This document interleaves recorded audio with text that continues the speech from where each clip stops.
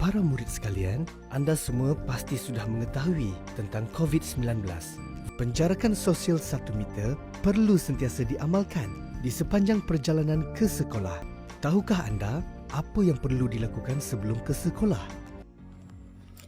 Berikut merupakan waktu pembelajaran sesi pagi. Tahun 3 bermula 7.30 pagi hingga 11.50 pagi pada hari Ahad. Manakala pada hari Isnin sehingga Khamis, sesi persekolahan bermula 7.30 pagi sehingga 11.20 pagi. Bagi sesi petang, murid perlu hadir ke sekolah pada 22 Julai 2020. Hari Ahad bermula 1 tengah hari sehingga 5.30 petang. Cikgu, nak pakai baju apa esok? Murid dikendaki memakai pakaian sekolah. Sekiranya ada perubahan mengenai pakaian sekolah akan dimaklumkan kepada murid dan ibu bapa.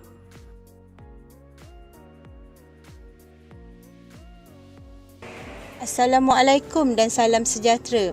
Kepada semua murid, mari kita amalkan SOP ini.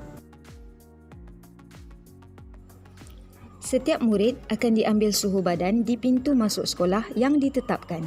Murid yang suhu badan melebihi 37.5 tidak dibenarkan masuk ke kawasan sekolah.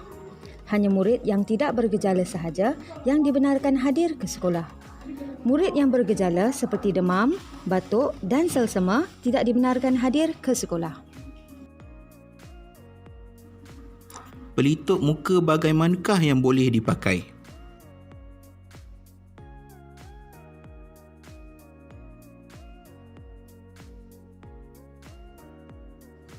Murid digalakkan memakai pelitup muka yang sesuai dan sopan. Pelitup bercorak tidak dibenarkan. Pemakaian pelindung muka atau face shield tidak dibenarkan. Gunakan face mask apabila perlu. Bagi sesi pagi, murid boleh berada di sekolah pada bermula jam 6.40 pagi. Manakala bagi sesi petang pula, murid boleh berada di sekolah bermula 12.45 tengah hari. Ibu bapa dikehendaki menurunkan murid di pondok bas jalan utama.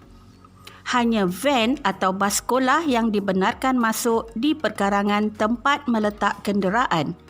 Ibu bapa hanya dibenarkan mengiringi anak-anak hingga ke kawasan pagar sekolah. Bolehkah saya transitkan anak saya sebelum ke sekolah agama dan mengambil anak saya lewat?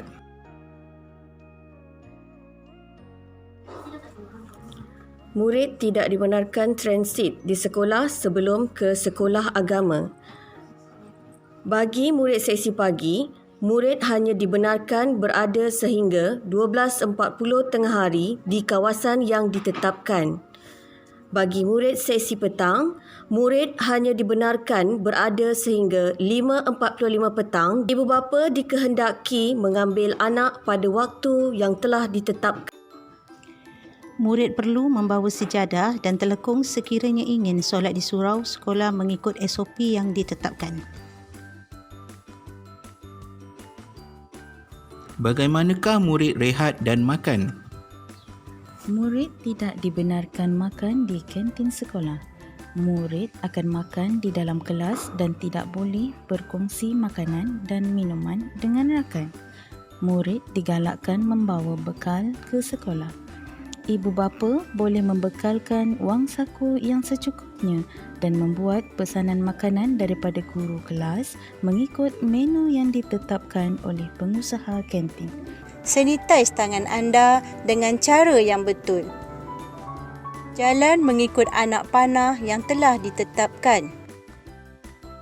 Langkah-langkah yang disebutkan tadi bermakna anda semua tidak dibenarkan untuk bersembang rapat, berkumpul dan bersentuhan. Kepatuhan anda kepada langkah-langkah pencegahan ini memberi makna yang besar kepada negara.